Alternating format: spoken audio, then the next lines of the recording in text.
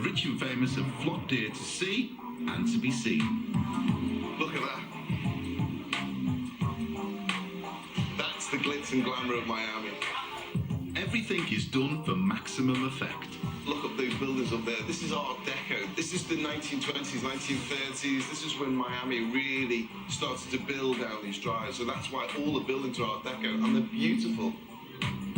These streets have the largest concentration of Art Deco buildings in the US. It's a tropical sort of heat here most of the year round. So the people are used to this sort of heat, and they develop most of the food and the drink around the weather. Miami is a city virtually built on the beach, so it comes as no surprise that the seafood here is incredible. Joe's Stone Crab has been a Miami institution since the early 20s, and I love crab, so there's no way I'm giving this a miss. Look at that.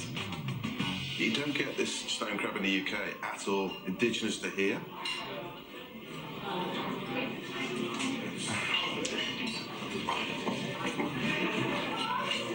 Honestly, absolutely stunning. And with the lime, it's to die for. I promise you, that's the best crab I've ever had in my life. It's worth coming to Miami just to have the crab. That is stunning. Being an inquisitive kind of guy, I ask if head chef Andre can take me into the heart of the crab kitchen. The crabs are pre-cooked and chilled, and just the claws arrive ready to be freshly cracked open for service. It's the way that these guys are doing it.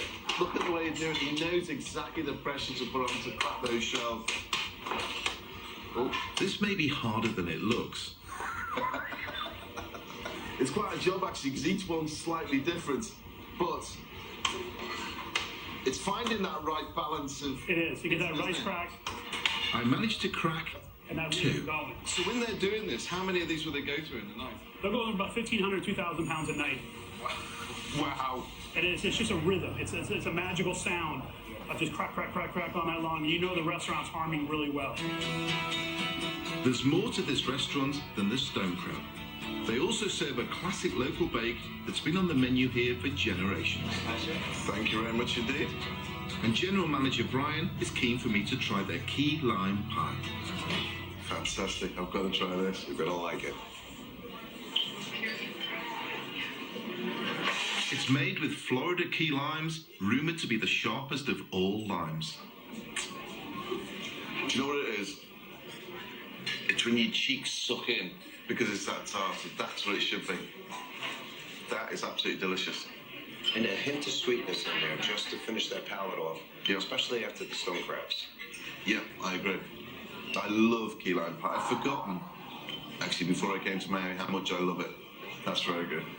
I love this place. Thank you, Brian.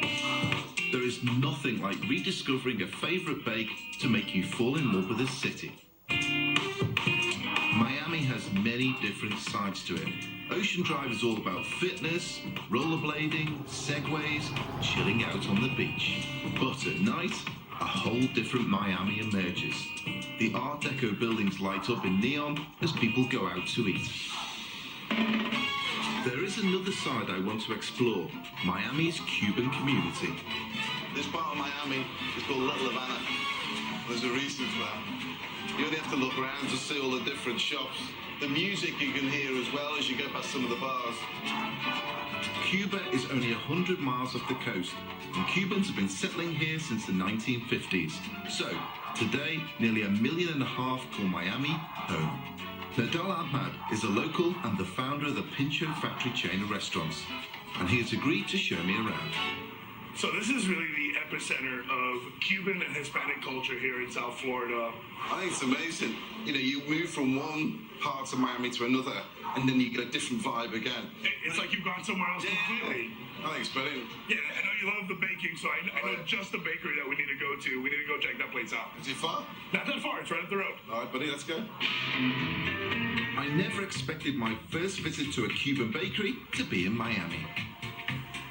El Brazo Fuerte has been owned and run by the same family for 3 generations. And the baking looks colourful. This is a big bakery, actually. Yeah. There's a lot of things going on. But for me, I like to find something that is traditional to the area, something that you we'll come and check out. So the pastelito de guayaba is something you have to have at every Cuban bakery. And the rest of the country, donuts and coffee for breakfast. We have pastelito de guayaba and cafecito. And so that's this one right here with the bright guava in there. Oh, wow, yeah.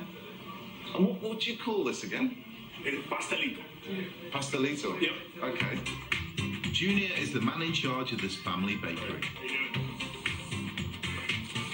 We have a secret family recipe.